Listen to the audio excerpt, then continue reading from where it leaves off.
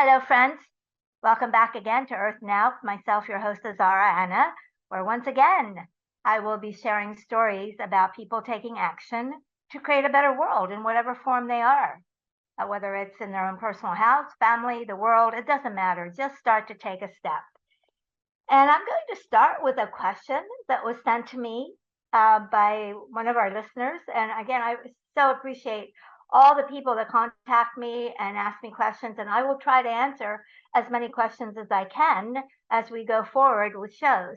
So this question was, do I think that humanitarians, that is, people who devote their lives to bettering the world in some way, are these humanitarians born, or does some life event change their outlook on things to the point where they begin to devote their lives to being of service to the world, whereas before they really had not really thought of doing that? Okay, here's how I'm going to answer this question by an example of a gentleman named Jonathan.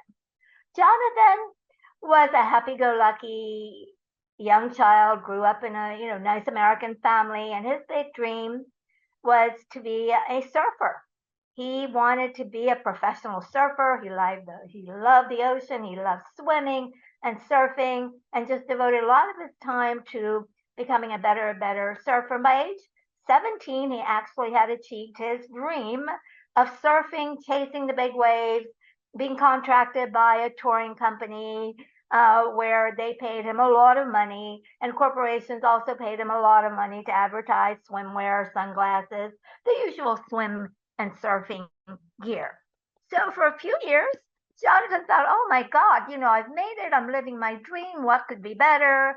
And it went on for until he reached his mid 20s. And as it happens with many people that are athletes, sooner or later the body starts to slow down. Younger people come along and they might be better than you. And Jonathan saw the writing on the wall, and he thought, you know what? I had better retire from this while I'm still in some kind of a top rating in the profession. And that's what he did.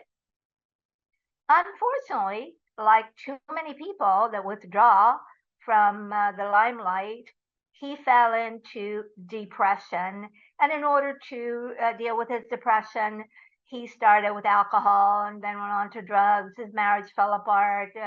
His money dwindled down to almost nothing. And what he had been living his dream a few years before now became a bit of a nightmare in his entire life. And so I went until one day, luckily for Jonathan, a friend of his from his past days as a champion surfer called up and said, "Hey, Jonathan, we're going on a trip to Indonesia, to one of the islands there that you know well. Why don't you come with us?" And Jonathan at first said, "Oh no, I don't feel well. I don't have any money." And his friend said, "Oh, don't worry about it. We'll take care of it all." So Jonathan thought, well, what have I got to lose? And he agreed to go. And for some reason, he thought about his father, his father's work. His father had started a very small a nonprofit company called Raincatcher, where he was bringing the knowledge of raincatcher to people in Africa, teaching people how to catch rainwater and use it for their needs.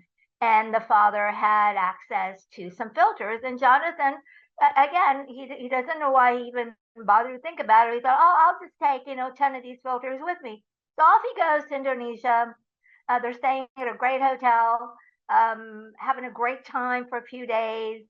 And then one day they stayed out on the boat too late, and they thought, oh, we'll just stay on the boat instead of going back to the hotel. The hand of fate again stepped in, and lo and behold, unfortunately, there was a massive earthquake on that island that he was staying at. And had he gone to the hotel, well, the hotel was leveled, he would have been killed. When he and his friends saw the entire destruction of that island, they couldn't believe it, because they had been in America. They'd never seen devastation at this level. And they thought, oh my God, we have to do something. And Jonathan thought, what can I do? Then he remembered the filters. He said, oh my God, they probably need some clean water. And there began Jonathan's journey of trying to solve the critical issues of water shortage, clean drinking water shortage on the planet. He and his friends went onto the island and started to use these filters that are very simple to use filters.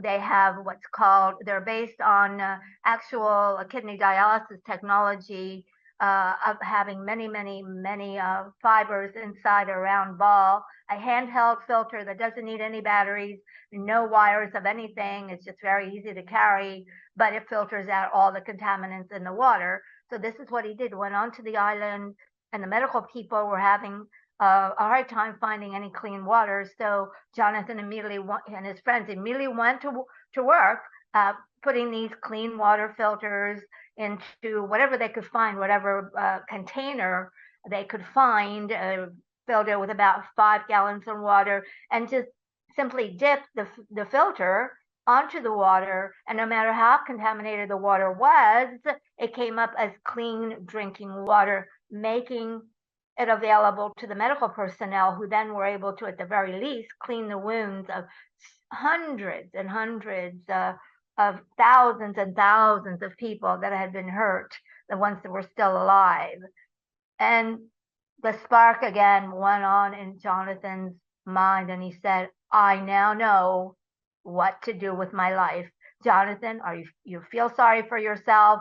Look around you, look at what these people, they have nothing, and you are here to help them. And that's began his journey. He formed an organization called Waves to Water, where by now, this was a few years ago of the Indonesian experience, but by now, Jonathan has reached literally millions of people. That's right. Millions of people have benefited because Jonathan, once he helped as much as he could on the island, went back home, started to organize. And this is the power of just one person, mind you. This was just one person starting all of this. He got his little life organized. He got as many filters. He bought as many filters as he could, and started traveling around the world, making these teaching and educating people how to use this very simple filters. Again, all you need is a container. You dip the filter into the however contaminated the water is, and presto, you have clean drinking water. So he went from the Indonesian disaster to the horrible Haiti disaster of a few years back, and worked there for a few years, and has literally found ways to get these filters around the world by very unusual ways. There's a booming industry called the ecotourism industry. He actually made an alliance with them that as long as these tourists were going abroad with the idea of being educated or maybe being of help to wherever they were going, well, they could, take along these filters with them and start teaching the people how to clean their water. Because on this planet, you may or may not know, most of the people in undeveloped countries and third world countries are dying from waterborne diseases.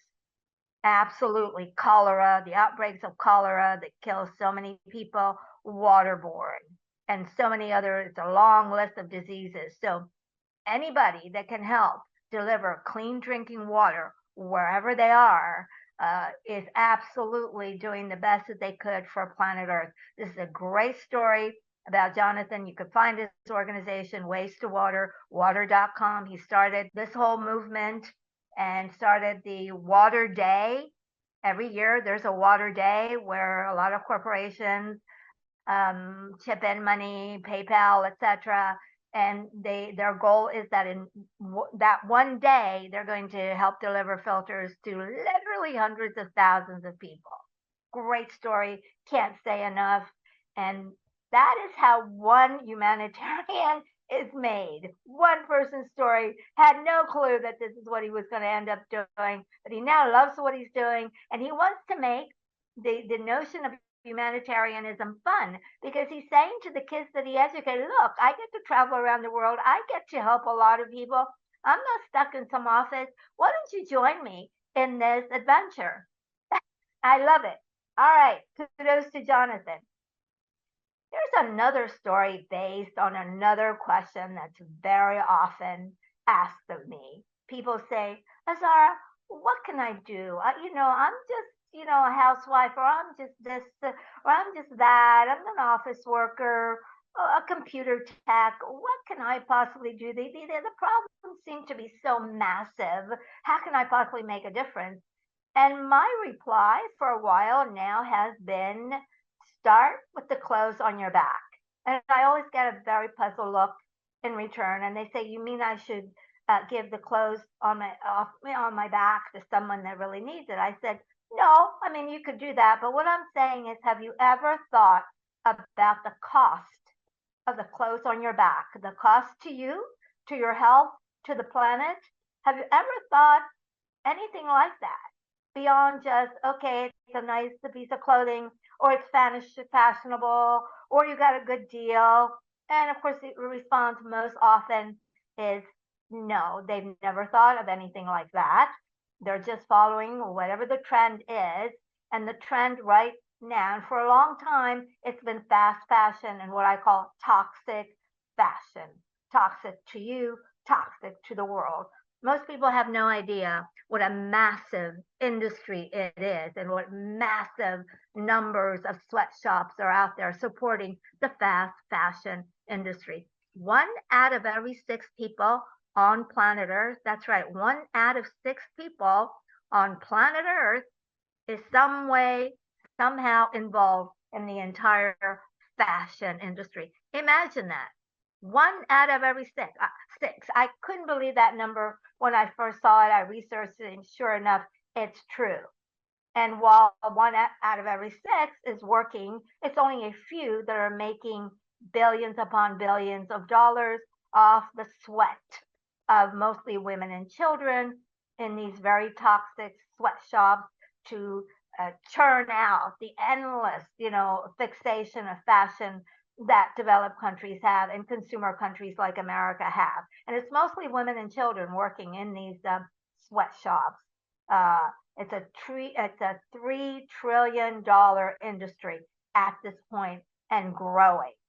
So not only is it toxic to the people that are working in these sweatshops, and these workers are only getting as little as $3 per day, working very, very long hours. Again, mostly women, mostly in Bangladesh, in China, in Cambodia. In Bangladesh alone, there are millions upon millions of women working in thousands upon thousands of sweatshops in that city. And we all heard about that horrible fire a few years back where one of those factories exploded and thousands of people in those sweatshops were killed. And unfortunately, the conditions have really not been improved that much. And that's just the cost on that end to the people in underdeveloped countries trying to fill the appetite of the consumers in developed countries. Have you ever thought about the cost to your health? Now, what do you mean by that, Azara? Here's what I mean. Most of the fibers now grown to make your clothes, and I'm specifically talking about cotton now, are completely GMO'd. That means genetically modified, meaning they're not organic fibers. We used to have in this country most of our clothes many, many, many years ago made from organic cotton. And then if you needed to add some other fibers like silk or satin or something like that, you could do that. But because, again, of the fast fashion toxic industry, never ending appetite, their greed and their power and the money that they can make, and the hapless consumers that don't have a clue what's happening, now they've gotten to the point that organic cotton is not filling all the needs to make all of these clothes, and they've had to go to genetically modified cotton, which destroys the soil. That's number one. Has destroyed many, many farmers in places like India who have been given these genetically modified cotton seeds to grow so that they can make a living. But it is so toxic there that a lot of the farmers have ended up very, very ill, and a lot of them dead. Some of that has happened in this country as well. So I'm asking you to consider the cost of your fashion. So, what is the cost to your health? What do you mean by that? Well, if you're going to grow your fibers of your clothing that sits next to your skin, the pesticides, the Roundup, the cancer causing chemicals are leaching straight into your blood system. There are many, many studies on this. And of course, again, most people have no clue that this is happening to their bodies simply because they want to be fashionable. And most people I know, let's face it, they have closets full of clothes, most of which they can't fit into, they don't use anymore, whatever, right? It's always okay. I have to buy this and I have to buy that. Oh, there's a sale here, there's a sale there. It's 40% off. Blah blah blah. And again, no thought whatsoever, no conscious thought whatsoever as to how that piece of clothing got to your favorite department store, the cost to people around the world, and the cost to your own health. So I am asking you to please give some conscious thought about the clothes that you wear and the clothes that you buy and where you buy them.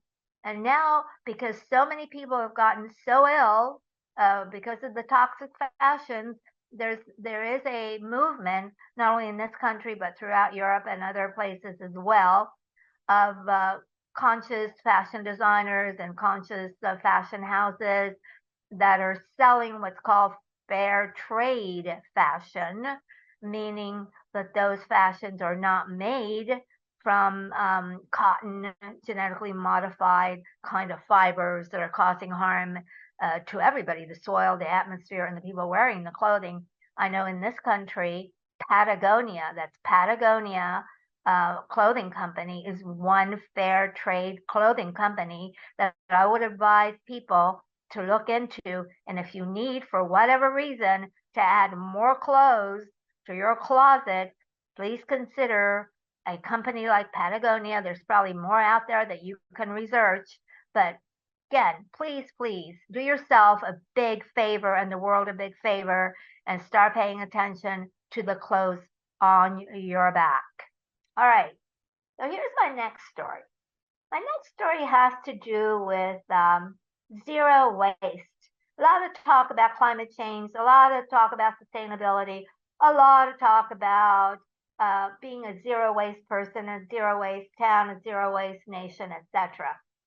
Now, why is that happening to in this day and age? Well, in the developed countries, we can achieve some kind of not complete zero waste uh, because we have, say, garbage disposal companies that come and pick up your garbage, or we have recycling centers where we can bring things to.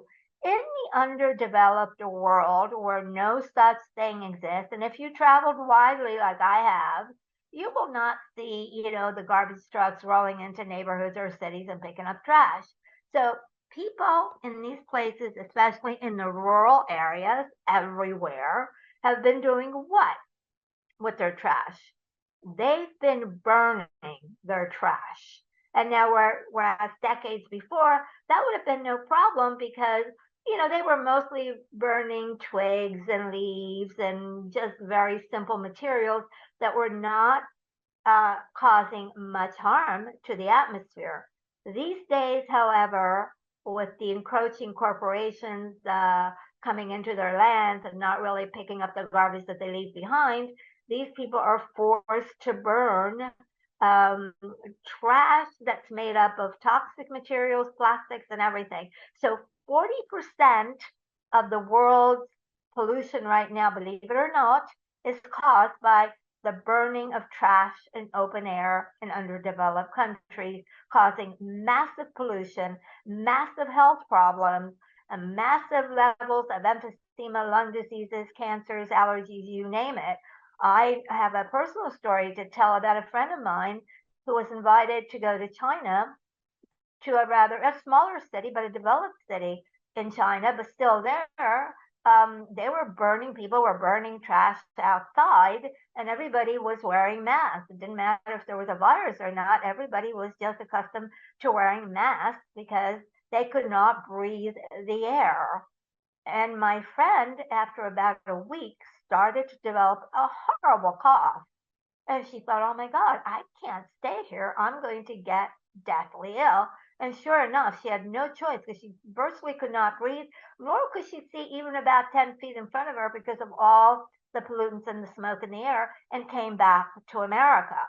So what's to be done about it? Well, one Japanese town called Kamakatsu, central Japan, a beautiful little town of about 1,700 people, was suffering the consequences of this burning of trash outdoors, which they had been doing for years. But again, their their levels of smoke and pollution was beginning to make the citizens really, really ill.